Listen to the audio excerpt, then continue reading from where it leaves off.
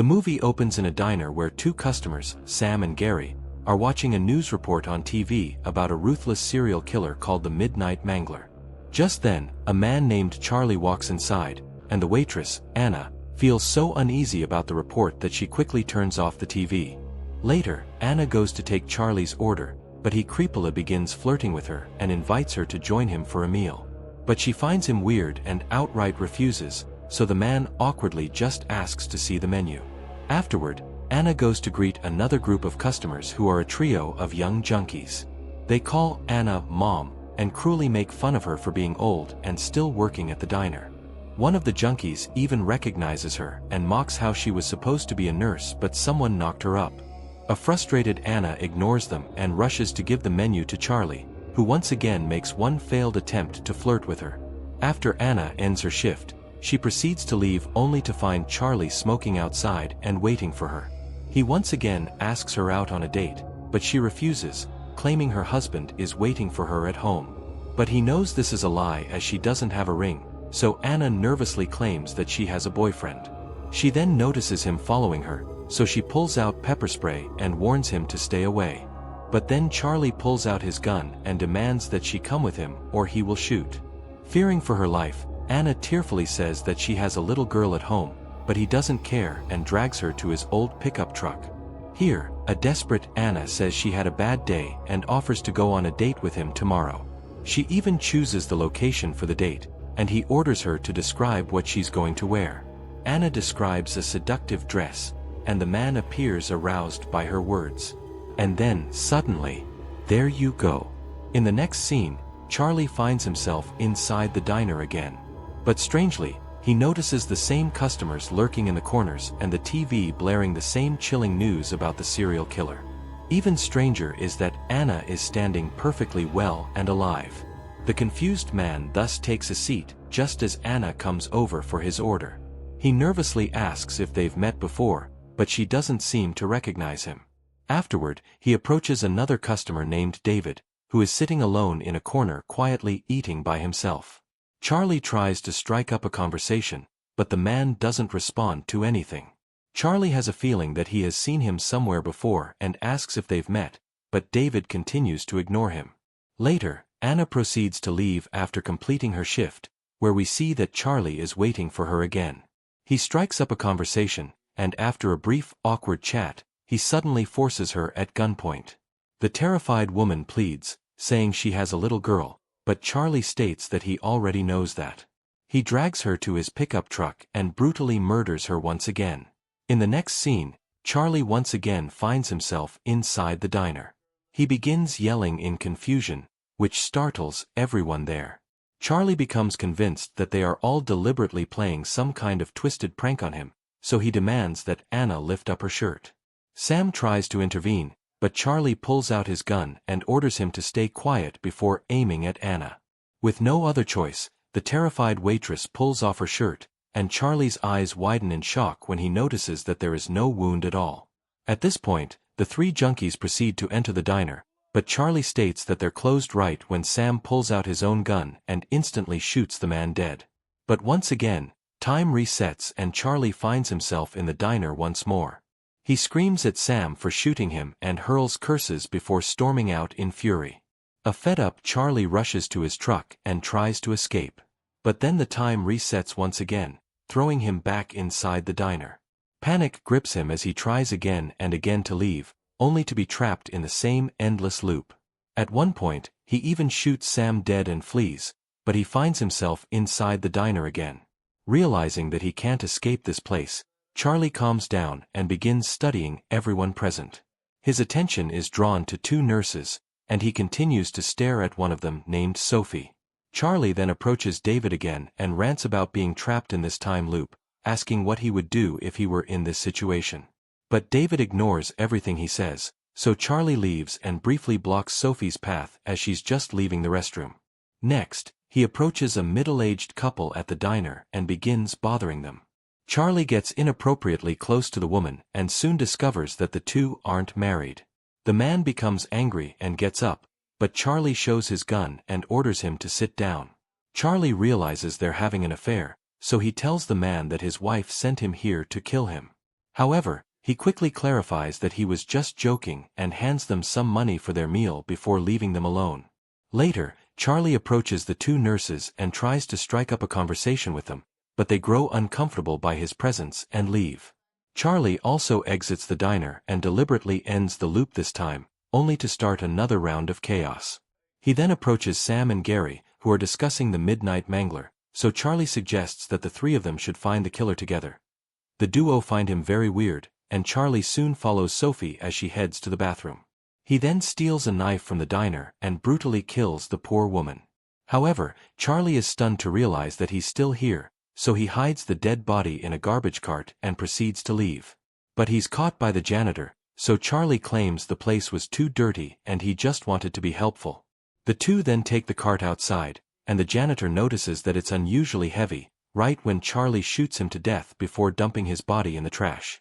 Seconds later, the second nurse arrives outside looking for Sophie and asks Charlie if he's seen her.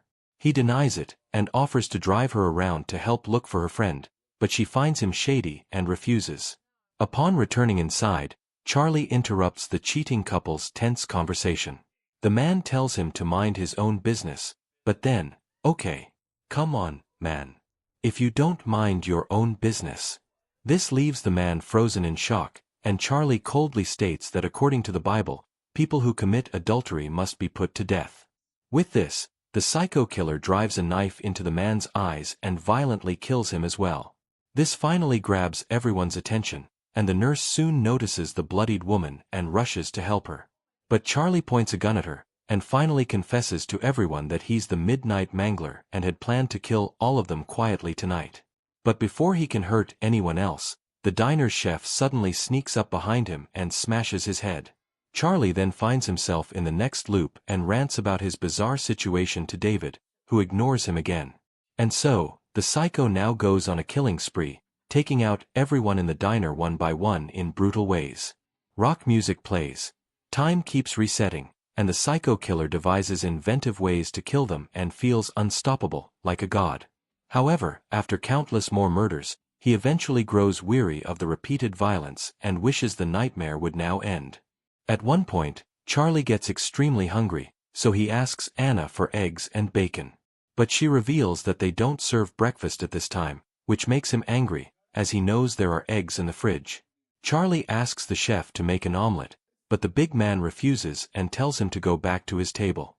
Frustrated, Charlie tries to attack, but the latter easily throws him to the floor. Charlie even pulls out his gun to threaten him, but the big man doesn't even flinch. And so, Charlie now decides to fairly defeat him in hand-to-hand combat, but the chef easily kills him. In the next loop, Charlie tells David how he tried several ways to kill the chef but failed, as if the man were some kind of super-secret agent. He is now determined to kill the big man, so he demands that he make an omelet. The chef obviously refuses, and they get into a brutal fight in which Charlie is killed once more. Charlie goes through countless loops and desperately tries every tactic to kill the chef, but the big man defeats him every single time. At one point, Charles is tired of fighting, so he disregards his rule of a fair fight and brutally shoots the chef to death. He then grabs some eggs from the fridge, and finally makes the omelet he so desperately craved.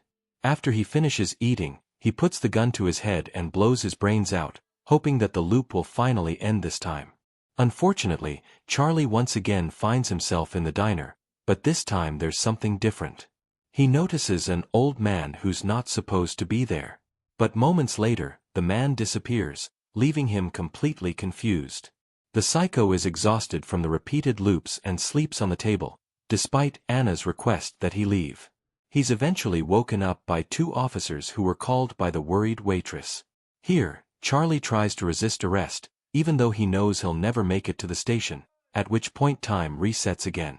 Drained and defeated, Charlie collapses in front of David when the bald man finally speaks for the first time. David says how disappointed he is in Charlie, who has given up so easily. He mentions infamous serial killers like Sobridge, Dahmer, and Bundy, and asks what they would do in this situation. He even asks Charlie what his daddy would do, but the psycho snaps and warns him not to talk about his father, who has nothing to do with this.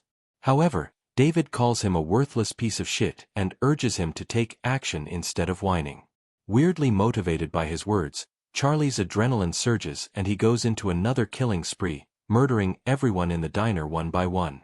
Only Anna remains at the end, so Charlie takes her aside and tells her he's tired of repeating the loop because he can't sleep or go home. He thinks she is the special one who must be finished at last for the loop to end. Anna begs for mercy, saying she has a daughter, but the psychopath ignores her words and stabs her to death.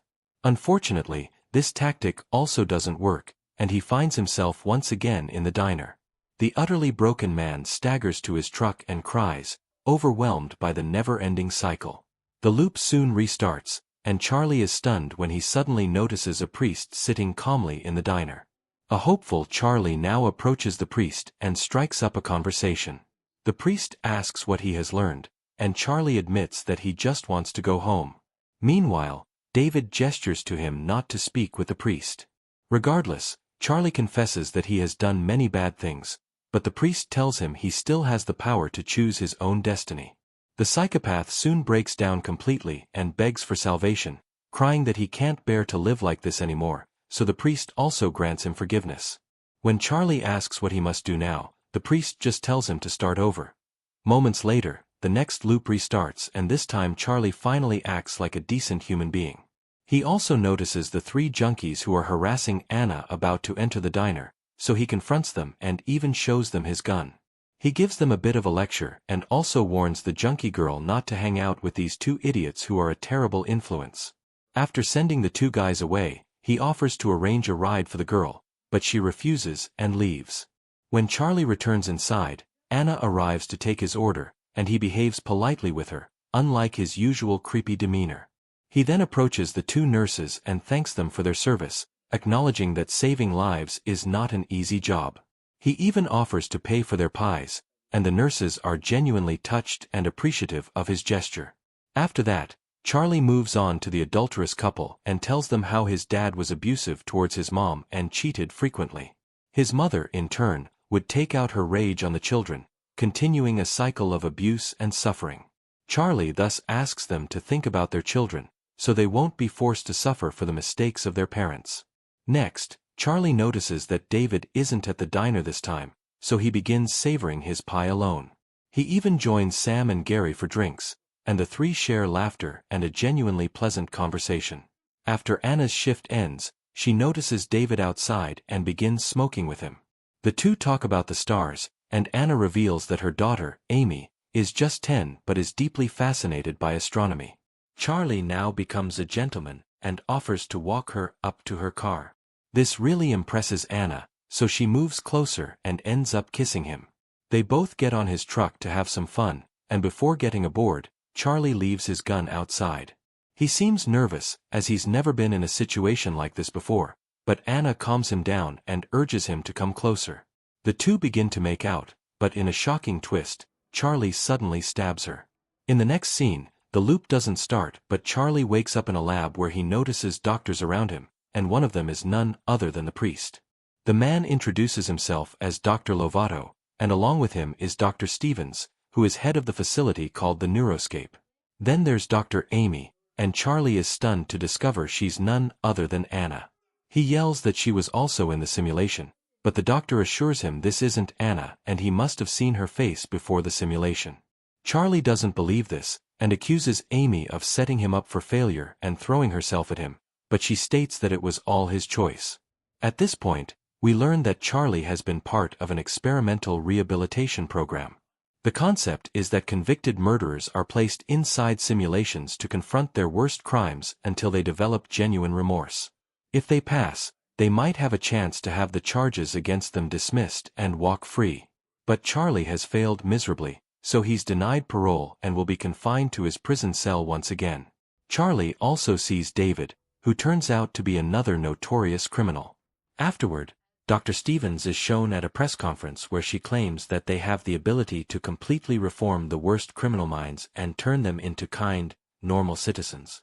She is later approached by a reporter who states that many critics have argued that forcing these people to relive their most notorious crimes over and over is weird, and also disrespectful to the victims.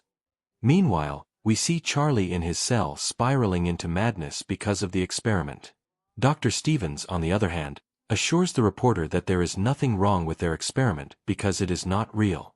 At the same time, Charlie now becomes bloodied and badly injured, prompting an employee to rush in urgently and help him.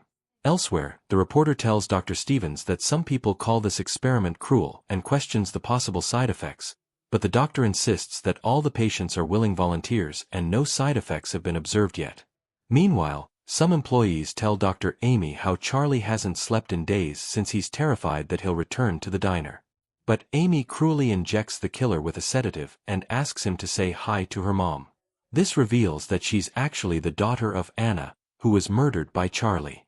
The movie ends as Charlie finds himself back at the diner and screams in terror as he's forced to face the horrors of that night again.